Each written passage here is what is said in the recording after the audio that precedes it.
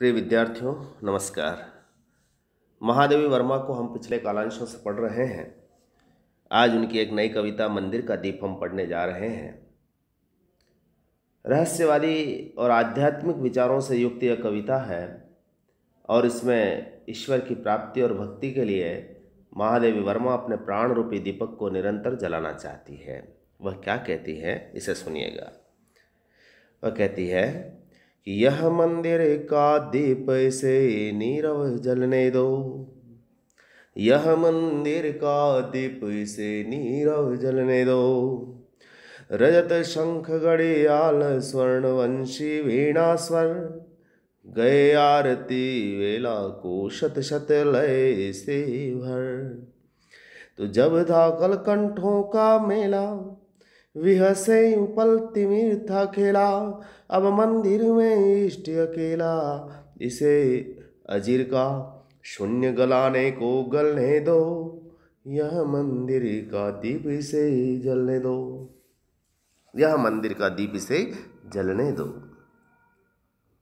महादेवी अपने आध्यात्मिक प्रीतम की साधना में मन रूपी दीपक को साधनारत रहने का आह्वान करती है और कहती है कि हे प्रिय, मेरे शरीर रूपी मंदिर में मन रूपी दीपक साधना में लीन है, अतः इसे शांति के साथ जलने दो, साधना करने दो। आप देखते हैं कि कभी मंदिर में जाते हैं तो वहाँ एक दीपक जलता रहता है, वह निरंतर जलता है।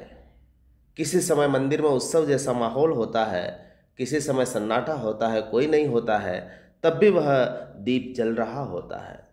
तो महादेवी वर्मा भी अपने जीवन को उसी रूप में रेखांकित कर रही है कि मेरे मन मंदिर में जो इष्ट के प्रति आराध्य भाव है वह दीपक जलता रहना चाहिए। चाहे भले ही वैसा माहौल हो न हो, वैसा उत्सवपूर्ण दृश्य हो न हो। वह मंदिर का दृश्य रेखांकित करते हुए कहती है कि रजत शंख घड़ियाल स्वर्ण वंशी वीणा स्वर, गए आरती वेला को शत शत लय से भर। थोड़ी देर पहले मंदिर का दृश्य क्या था?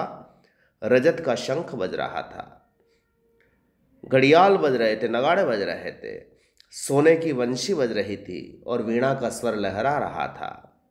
यानी आरती की वेला थी और आरती का समय था। उस समय शंख से ध्वनियाँ निकल रही थी, नगाड़े बज रहे थे, बांसुरी की आवाज़ आ रही थी, वीणा का स्वर बज रहा था। और आरती की जब वेला में लोग लय से गा रहे थे और सैकड़ों व्यक्ति लय से भरे हुए थे और संगीतमय भगवान की आराधना कर रहे थे।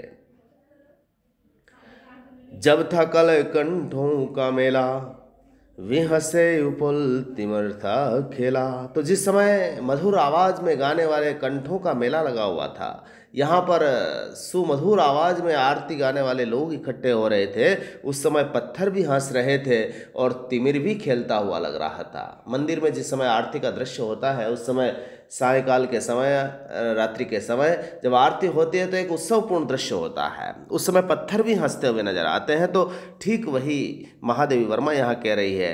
लेकिन जैसे ही आरती समाप्त होती है, सभी लोग घर चले जाते हैं, वह स्वर बिल्कुल मंद हो जाता है, खत्म हो जाता है और मंदिर में इष्ट अकेला रह जाता है। अब मंदिर में इष्ट अकेला, अब अकेला ईश्वर है, भगवान की मूर्ति है, प्रतिमा है, लेकिन उस समय भी वह दीपक जलता रहता है। वह आरती के समय भी जल रहा था, सबके चले जाने के बाद भी जल रहा था। और वही एक दीपक ऐसा था जो उसके आंगन को, उस मंदिर के आंगन के शून्य को गलाने का प्रयत्न कर रहा था। तो महादेवी वर्मा उसी प्रतीक को उठाती है और वह कहती है कि जब आरती का दृश्य बीत गया और उसके बाद सब शांत हो गया, तो ठीक मेरे जीवन में भी ऐसे उत्सवपूर्ण दृश्य आए, विलास के, उत्सव के और आनंद के क्षण रहे हैं, लेकिन अब कुछ भी नहीं है। तब भी मेरा मन उसी समय ईश्वर को आराधना में लगा हुआ है, वह उस समय भी याद कर रहा है। मेरा मन उस दीपक की भांति ही है। वो आगे और कहते हैं कि चरणों से चिन्हित आलिंद की भूमि सुनहली, प्रणत शिरों से अंक लिए चंदन की दहली, जरे सुमन बिखरे अक्षत सित, धूप अर्घ्य नैवेद्य परिमित, तम में सब होंगे अंतरहित, और सबकी अर्चित कथा इसी लो में पलने दो, मंदिर का दीप से जलने दो, यह मंदिर का दीप से नीरव जलने दो। मंदिर में जब दृश्य लोग आते हैं तो चरणों से चिन्हित भूमि हो जाती है, वहाँ का आंगन हो जाता है, वहाँ की दहलीज उन चरण चिन्हों से सज जाती है। यानी मंदिर का जो दहलीज पर कई लोगों के चरण पड़ते रहते हैं, कई लोगों के सिर उस चंदन की दहलीज पर झुके हुए रहते हैं ईश्वर के सामने, और झरे सुमन फूल बिखरे हुए रहते हैं, चावल बिखरे हुए रहते हैं। कहीं पर धूप होता है, कहीं पर अर्घ्य होता है, कहीं पर नैवेद्य होता है, और यह अपरिमित मात्रा में होते हैं। तो कई लोग जब भगवान के सामने आते हैं तो धूप अर्घ्य नैवेद्य सब चढ़ावा चढ़ा करके जाते हैं, लेकिन जैसे ही अंधकार होगा ये सब खत्म हो जाएंगे, ये कुछ भी दिखाई नहीं देगा। और इसी समय यदि कुछ अंधकार को चीरने वाला कोई दृश्य होगा तो वो केवल दीपक के पास होगा। तो यही तो मेरा मन मंदिर है, और यही तो उस अंधकार को गलाने वाला है। इसीलिए कवित्री कह रही है कि इसे जलने दो, इसे मत बुझाओ, क्योंकि जो भी दिखाई दे रहा है वो सब इस दीपक के कारण दिखाई दे रहा है, इसे जलने दो।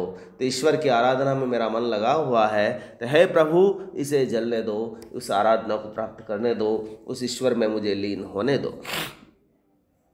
फिर वो आगे कहती है कि पल के मन के फिर पुजारी विश्व सो गया, प्रतिध्वनि का इतिहास प्रस्तरों बीच खो गया, सांसों के समाधि सा जीवन, मसी सागर का पंथ गया बन, रुका मुखर कण कण का स्पंदन, इस ज्वाला में प्राण रूप फिर से ढलने दो, यह मंदिर का दीप इसे नीरव जलने दो।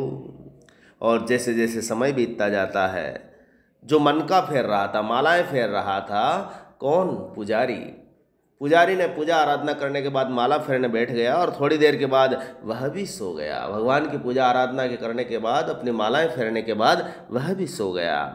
और जो आवाज़ें अभी आ रही थी उस मंदिर में, तो वह प्रतिध्वनि का इतिहास बन गया। जो आवाज़ें टकरा टकरा करके आ रही थी, ऐसा लगता है कि पत्थरों के बीच में वह भी खो गई। यह जीवन सांसों की समाधि सा लगने लग गया, यानी सांस आ रही है जा रही है, ऐसा ही जीवन लगने लग गया।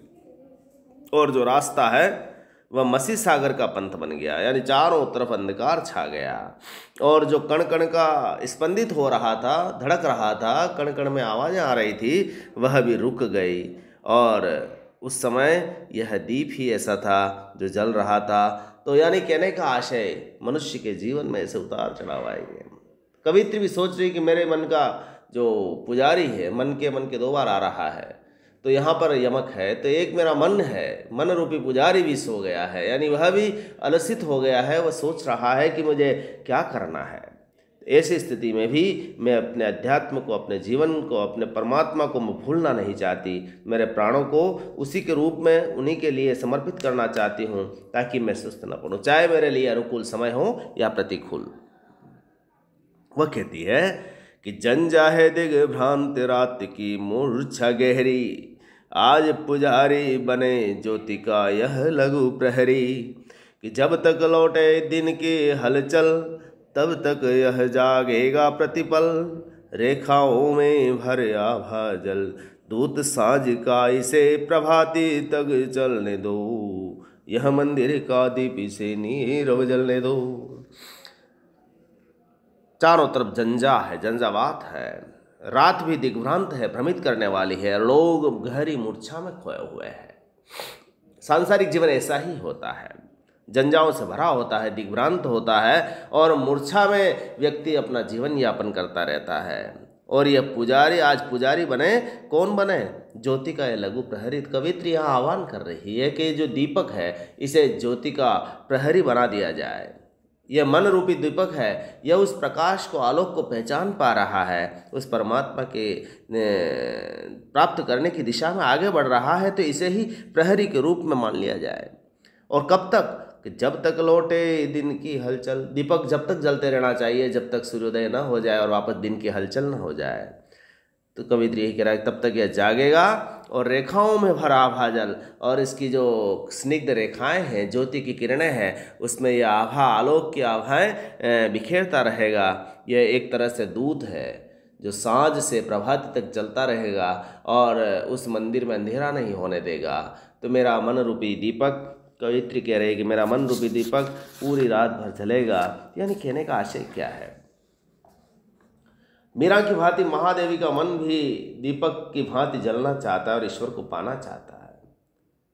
वह भक्ति से ओतप्रोत है और आध्यात्मिकता से परिपूर्ण है, और उसमें साधना की उत्कृष्टता है। मंदिर का दीपक तो प्रतीक है।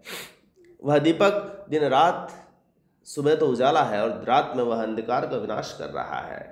कवित्री का मन भी दिन रात उस प्रभु की आराधना में लगा हुआ है। तो यहाँ वही बात कह रहे हैं वो।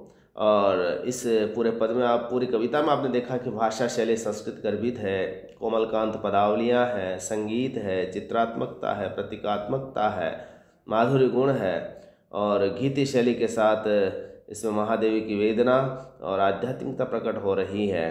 अनुप्रास, उपमा और उपलंकार का सौंदर्य यहाँ दिखाई दे रहा है। तो आपने इस महादेवी वर्मा की ये कविता पढ़ी, इस कविता की व्याख्या करें और इसके आधार पर यह व्याख्या का अंश निकालने की कोशिश करें कि महादेवी वर्मा की रहस्यात्मकता या प्रभु के प्रति एकात्म भाव किस गंभीरता से व्यक्त हुआ है। बहुत बहुत धन्यवाद।